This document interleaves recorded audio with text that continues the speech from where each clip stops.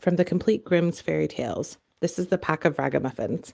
The rooster once said to the hen, "It's now time when the nuts are ripe, so let us go to the hill together for once and eat our fill before the squirrel comes and takes them all away." "Yes," replied the hen. "Come, we'll have some fun together." Then they went up away to the hill, and as it was bright day, they stayed till evening. Now, I don't know whether it was that they had eaten till they were too fat, or whether they had become too proud, but they would not go home on foot. So the rooster had to build a little carriage out of nutshells. When it was ready, the little hen seated herself in it and said to the rooster, "You can just harness yourself to it." "I like that," said the rooster.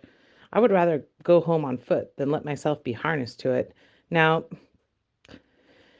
that was not part of our bargain. I do not mind being a coachman and sitting on the box, but drag it myself I will not." As they were thus disputing, a duck quacked at them. "You thieving folks, you you bade to come to my nut hill. Wait, you shall suffer for it." And then he ran open beak at the rooster.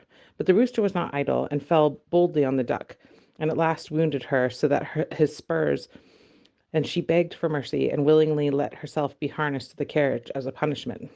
Now the little rooster seated himself on the box as the coachman, and thereupon they went at a gallop, with the rooster crying, "Duck, go as fast as you can." When they had driven a part of the way, they met two foot passengers, a pin and a needle.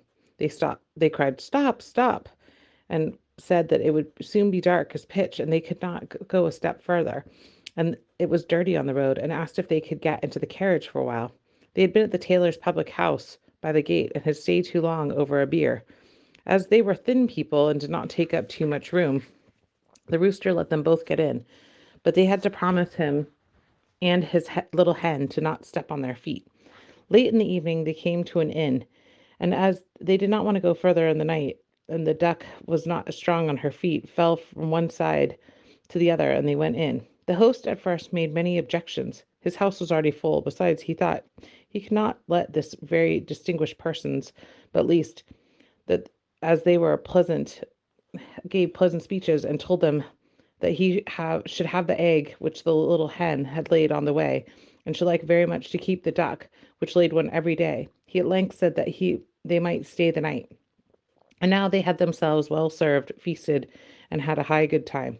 Early in the morning, when the day was breaking and every one was asleep, the rooster awoke the hen, brought the egg, and pecked it open, and they ate it together.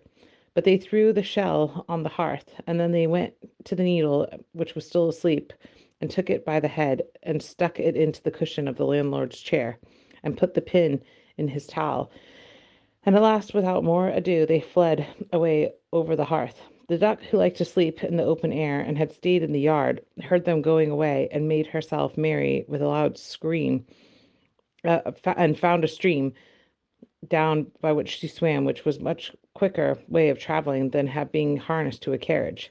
The host did not get out of bed until a couple of hours later. He washed himself and went about to dry himself, when the pin went over his face and made a red scratch from one ear to the other. After that he went into the kitchen and wanted to light his pipe, but when he came to the hearth, the eggshell darted into his eyes. "This morning everything attacks my head," he said, and angrily sat down on his grandfather's chair, and was quickly started up again. "Oh!" For the needle had pricked him still worse than the pin, and not in the head. Now he was thoroughly angry, and suspected his guests, who had come so late for the night before, and when he went in search of them, they were gone. Then he made a vow to take no more ragamuffins into his house, for they consume much, pay nothing, and play mischievous tricks into the bargain by a way of gratitude.